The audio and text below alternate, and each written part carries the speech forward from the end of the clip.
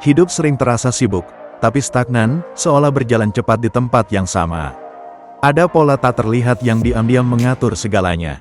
Namanya, kebiasaan. Buku The Power of Habit karya Charles Duhigg membuka mata kita pada satu kenyataan, perubahan besar tak butuh revolusi, cukup satu kebiasaan yang bergeser. Chapter 1, Loop Rahasia, Cue, Rutin, Reward.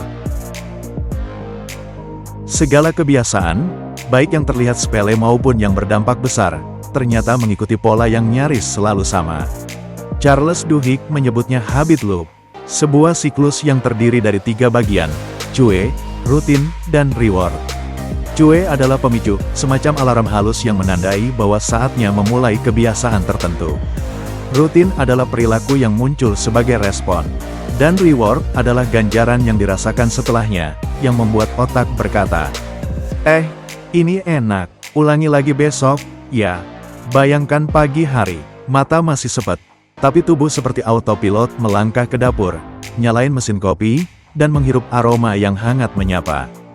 Bukan karena mikir panjang, tapi karena tubuh sudah hafal jalurnya. Cuenya, bangun tidur. Rutinnya, bikin kopi. Rewardnya, sensasi nyaman dan siap menyambut hari. Duhigg mengisahkan tentang seorang wanita yang ingin berhenti merokok. Ia tak menahan diri dengan kekuatan semata, melainkan mengutak-atik loopnya. Setiap kali stres yang menjadi cue, ia mengganti rutinitas merokok dengan berjalan kaki. Rewardnya tetap sama, tubuh menjadi rileks, pikiran tenang. Dan perlahan, kebiasaan lama pun terkikis. Duhigg menekankan satu hal penting, kebiasaan itu tak bisa dihapus, tapi bisa diganti. Seperti memperbaiki jam tangan warisan, mesin tetap ada, hanya diganti gearnya. Dan dari sanalah perubahan dimulai.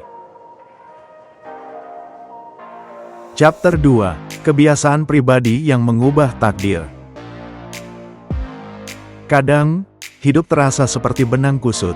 Semua masalah saling terkait, kesehatan berantakan, pekerjaan stagnan, hubungan renggang.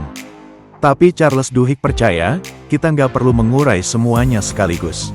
Cukup tarik satu ujung benang yang tepat, dan sisanya akan melonggar sendiri.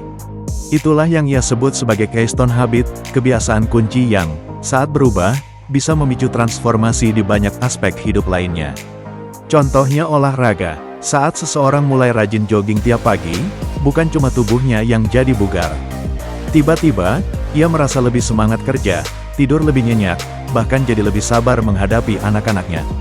Semua itu terjadi bukan karena olahraga itu ajaib, tapi karena tubuh dan pikiran mulai terbiasa memilih hal-hal yang mendukung keseimbangan. Salah satu kisah paling menyentuh di buku ini adalah tentang Lisa Allen. Dulunya, hidup Lisa seperti puing-puing, penuh utang, ketergantungan pada rokok dan alkohol. Berat badan berlebih, dan karir yang nyaris tenggelam. Tapi titik baliknya sederhana, ia memutuskan untuk berhenti merokok. Dari situ, ia mulai lari pagi. Lalu ia mulai makan sehat. Lalu ia kembali kuliah. Lalu, hidupnya berubah total. Keystone habit ibarat kunci kecil yang membuka pintu besar. Dan seringkali, pintu itu tak mengarah ke satu ruangan, tapi ke seluruh istana kehidupan. Chapter 3, Rahasia Perusahaan Sukses. Dalam dunia bisnis, budaya kerja seringkali dianggap sebagai sesuatu yang abstrak, tak terlihat tapi terasa. Namun Charles Duhigg membongkar satu rahasia besar. Budaya itu terbentuk dari kebiasaan-kebiasaan kecil yang diulang terus-menerus dalam sistem organisasi. Dan perubahan besar bisa dimulai dari satu kebiasaan inti yang dikembangkan dengan sengaja. Lihat saja kisah Alcoa. Saat Paul O'Neill diangkat menjadi CEO, semua orang menunggu strategi bisnis canggih atau rencana ekspansi besar-besaran. Tapi O'Neill hanya fokus pada satu hal, keselamatan kerja. Banyak yang mengernyit, keselamatan, apa hubungannya dengan laba? Tapi ternyata, keputusan itu mengubah segalanya. Karena demi keselamatan, seluruh struktur kerja harus jadi lebih efisien. Komunikasi antar divisi harus lancar. Data harus akurat. Setiap insiden harus dianalisis. Dan ketika sistem membaik, tanpa disadari, profit ikut melonjak. Duhigg juga mengangkat contoh Starbucks, yang melatih baristanya bukan cuma soal menyajikan kopi. tapi juga bagaimana mengelola emosi saat menghadapi pelanggan yang kasar. Bahkan Target, salah satu retail terbesar di Amerika, menggunakan algoritma kebiasaan pelanggan untuk memprediksi perilaku mereka, termasuk saat seorang remaja hamil, bahkan sebelum ayahnya tahu. Di balik setiap perusahaan hebat, ada pola kebiasaan yang cermat, dibentuk, diulang, dan ditanamkan hingga jadi DNA organisasi. Chapter 4. Gerakan Sosial dan Kebiasaan Kolektif. Kebiasaan tak hanya hidup dalam diri individu atau organisasi, ia juga tumbuh dalam denyut nadi masyarakat. Charles Duhigg menunjukkan bahwa gerakan sosial, yang sering kita anggap sebagai ledakan spontan semangat massa, ternyata juga dibangun dari pola kebiasaan yang tersembunyi dan terstruktur. Salah satu contohnya adalah kisah Martin Luther King Jr. dan gerakan hak sipil di Amerika. Saat Rosa Parks ditangkap karena menolak memberikan kursinya di bus.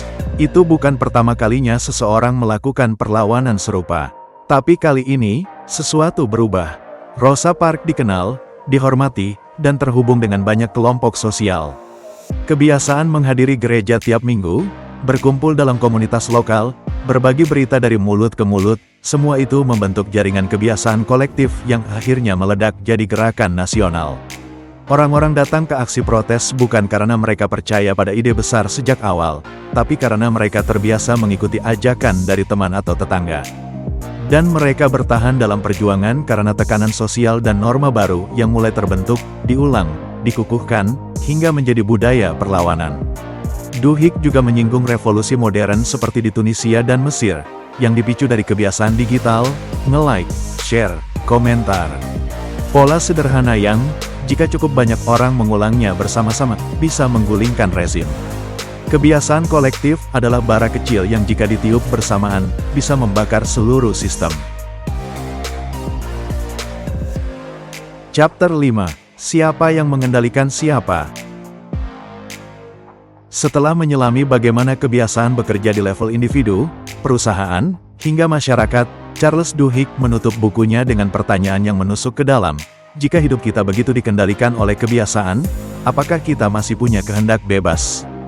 Jawabannya tak hitam putih. Otak manusia, menurut Duhigg, memang dirancang untuk efisiensi. Ia membentuk kebiasaan agar kita tak perlu terus-menerus membuat keputusan dari nol. Semakin sering suatu tindakan diulang, semakin otomatis ia berjalan, seakan ada pilot otomatis yang mengambil alih kemudi. Namun, disitulah tantangannya. Ketika kebiasaan baik terbentuk, hidup bisa jadi lebih ringan dan terarah. Tapi ketika kebiasaan buruk yang berakar, ia berubah jadi penjara tak kasat mata. Seperti seorang penjudi yang terus kembali ke kasino meski tahu akan kalah, atau seorang pemakan emosional yang selalu mencari makanan saat merasa hampa. Mereka tahu itu salah, tapi tetap mengulang. Kenapa? Karena loopnya tak pernah diputus. Salah satu kisah paling kontroversial di buku ini adalah tentang seorang ibu yang menggugat kasino karena kecanduan judi. Ia berargumen bahwa otaknya telah dibajak oleh kebiasaan yang ditanamkan secara sistematis lewat insentif dan manipulasi. Pertanyaannya, di mana batas antara tanggung jawab pribadi dan kendali kebiasaan? Duhigg tak menawarkan jawaban mutlak, tapi ia menegaskan satu hal, selama kita mampu menyadari, maka kita mampu mengendalikan. Kesadaran adalah saklar yang bisa mematikan autopilot. Dan perubahan bukan dimulai dari niat besar, tapi dari keputusan kecil untuk mengamati, lalu menggeser arah. Kita bukan budak kebiasaan. Kita adalah tukang kebun yang bisa mencabut gulma, menanam benih baru, dan membentuk taman kebiasaan yang kelak akan menjadi lanskap hidup kita. Kita adalah apa yang kita lakukan berulang-ulang. Pada akhirnya, The Power of Habit bukan sekadar buku psikologi. Ia adalah cermin yang memaksa kita menatap ulang hidup kita, dari yang kecil seperti memilih sarapan, sampai yang besar seperti menjalankan bisnis atau membesarkan anak. Kebiasaan bukan takdir. Ia bisa dibentuk, diubah, dan dikendalikan. Yang kita perlukan hanyalah kesadaran, strategi, dan keberanian untuk memulainya, meski dari langkah terkecil. Jadi, mari kita mulai. Satu loop, satu kebiasaan, hari ini.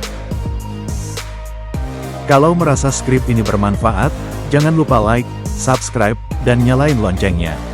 Yuk, bantu sebarkan ilmu ini ke lebih banyak orang, karena siapa tahu, satu video ini jadi awal dari kebiasaan baru yang mengubah hidup seseorang. Kalau ada buku lain yang ingin dibahas, tulis di komentar ya. Kita kulik bareng-bareng.